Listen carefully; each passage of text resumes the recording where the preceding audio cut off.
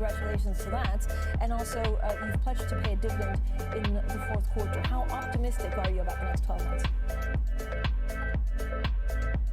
Francine, thanks for having me on the show. Really, can I first just start off by saying that it's really good for me to be back in Amsterdam and to have actually joined a team over here that has a great sense of direction, because I think that is what really underpins the results, is that we know where we want to go. What's been particularly pleasing, apart from this solid set of results of 393 million, and if you actually look at it on a core basis, it's actually more like 563 million, is that we are able, and we're managing very well, to be delivering on our plan for 2024. And really, some of the proof points there are that we are more than 80% complete in terms of winding down our non-core. And we are very much on track in terms of our cost measures and our remediation measures. And we're making really good progress in terms of putting the foundations in to deliver our personal bank in the digital age to our customer base, specifically in Northwest Europe, where we have our strong markets, and to help them transition to a more sustainable economy. So for me, it's a very good platform to launch from for the second half of the year, and especially with the positive economic tailwinds that we're expecting.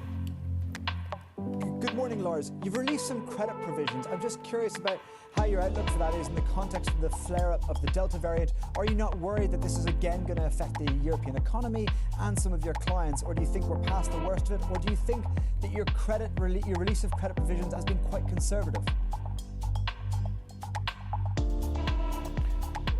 I think we're always factoring in various scenarios, that things may turn for the worse again, but clearly we are more skewing towards our base case and our positive outlook. In terms of releases, it's also very much driven by that shift in our macro view, but pretty much if I look at all of our own internal indicators, whether it is days past due, forbearance ratios, NPL ratios, they're all improving. So I think that underpins quite nicely the fact that we are at this point releasing. Will you have a new capital goal once you start with buybacks? Well, look, I mean, you've mentioned that we are sort of reactivating our dividend repayments in terms of 2019. So we're returning about 693 million to the shareholder, as well as then resuming our payout policy for 2021.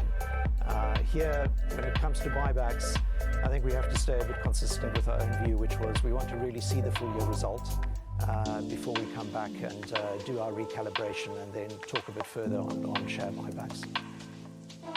Lars, your predecessor was part of a board decision to not have any variable compensation for the whole bank. Do you not think that sets a slightly worrying precedent in a very competitive labour environment? And was that purely down to just the poor performance of the CIB? I think, this was a decision for last year in terms of we made a loss last year. We will reevaluate our performance this year and see where we end up in terms of variable pay, but it is definitely still something that we have in terms of motivating our employees. Mr. Kramer, can I just go back to the dividend? When exactly are you expecting to decide on dividend? And again, if there is a dividend, which I understand is not a done deal right now, what does it mean for capital goals? Do you have a figure in mind, or is it just too soon? No, look, the policy is that we pay out 50% of our profits, so we really have to see where we end up with profit this year before we can make that decision. Okay, you recently sold $1.45 billion of your portfolio of loans to North American oil and gas businesses. What other businesses are you actively still looking to retrench from? Well, we've set out in our plan in terms of where we want to exit portfolios in Asia, portfolios in the US, and we pretty much are way ahead of the curve here. We've already exited almost 80% of our plan. So there'll be a few small bits that we'll still be exiting by the end of the year, but really we will be into the tail by the end of the year, and that will be around 2 billion of the residual portfolio, which to my view, I think we'll probably be managing out rather than selling.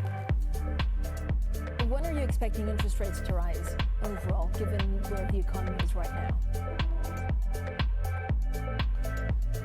I think in terms of European interest rates, we definitely have to accept that given the latest messaging out of the ECB that we are going to be looking at lower for longer, at least until 2023. I mean, that's certainly our outlook. In the US, things may change, but clearly our business activities are primarily